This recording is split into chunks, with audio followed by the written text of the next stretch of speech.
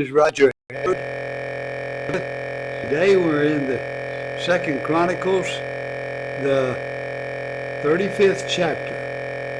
Josiah, he's the last good king, and it's not too many years. I was going to look that up. From the death of Josiah till they go into Babylonian captivity. Okay, Josiah kept the Passover to the Lord in Jerusalem, and they slaughtered the Passover lamb on the 14th day of the first month. He appointed the priests to their offices and encouraged them in the service of the house of the Lord. And he said to the Levites who taught all Israel and who were holy to the Lord, "Put the holy ark in the house that Solomon, the son of David, king of Israel, built. You need not carry it on your shoulders. Now serve the Lord your God and his people, Israel. Prepare yourselves according to your fathers' houses by your divisions, as prescribed in the writing of David, king of Israel, and the document of Solomon his son, and stand in the holy place according to the groupings of the fathers' houses of your brothers, the lay people according to the division of the Levites by fathers' household. And slaughter the Passover lamb, and consecrate yourselves, and prepare for your brothers to do according to the word of the Lord by Moses." Then Josiah contributed to the lay people as Passover offerings for all who were present, lambs and young goats from the flocks, to the number of 30,000, and 3,000 bulls. Man, I tell you, he's generous, isn't he? And these were from the king's possession, and his officials contributed willingly to the people, to the priests and to the Levites. Hilkiah, Zechariah, and Jehiel, the chief officers of the house of God, gave to the priests for the Passoverings 2,600 Passover lambs and 300 bulls.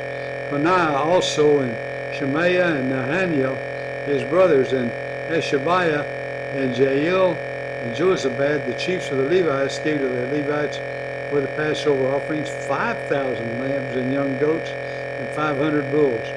When the service had been prepared for the priests, stood in their place, and the Levites in their divisions according to the king's command, and they slaughtered the Passover lamb, and the priests threw the blood that they received from them, while the Levites flayed the sacrifices.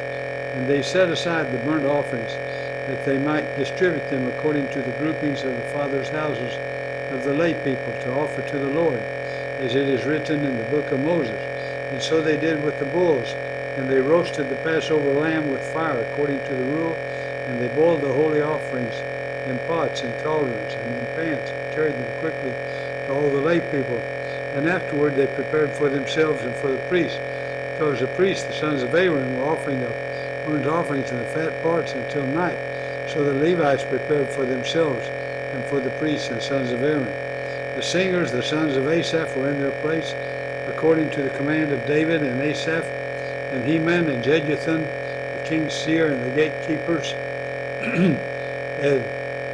were at each gate. They did not need to depart from their service, for their brothers, the Levites, prepared for them. So all the service of the Lord was prepared that day to keep the Passover and to offer burnt offerings on the altar of the Lord, according to the command of King Josiah. And the people of Israel who were present kept the Passover at that time, and the feast of unleavened bread 7 days. No Passover like it had been kept in Israel since the days of Samuel the prophet. None of the kings of Israel had kept such a Passover as was kept by Josiah and the priests and the Levites and all Judah and Israel who were present, and the inhabitants of Jerusalem. In the 18th year of the reign of Josiah, this Passover was kept. After all this, when Josiah had prepared the temple, Necho, king of Egypt, went up to fight at Carchemish on the Euphrates, and Josiah went out to meet him. But he sent envoys to him, saying, What have we to do with each other, king of Judah? I'm not coming against you this day, but against the house with which I'm at war, and God has commanded me to hurry. Cease opposing God, who is with me, lest he destroy you. Oh, I wish Josiah listened to him. Nevertheless, Josiah did not turn away from him, but disguised himself in order to fight with him. He did not listen to the words of Necho from the mouth of God, but came to fight in the plain of Megiddo. And the archer shot King Josiah, and the king said to his servants, "Take me away, for I am badly wounded." So his servants took him out of the chariot, and carried him in the second chariot, and brought him to Jerusalem, and he died and was buried in the tombs of his fathers. All Judah and Jerusalem mourned for Josiah. Jeremiah also uttered a lament for Josiah, and all the singing men and singing women have spoken of Josiah in their laments to this day. They made these a rule in Israel. Behold, they are written in the laments. Now the rest of the acts of Josiah and his good deeds, according to what is written in the law of the Lord, in his acts, first and last, they are written in the book of the kings of Israel and Judah. Oh, that was so sad.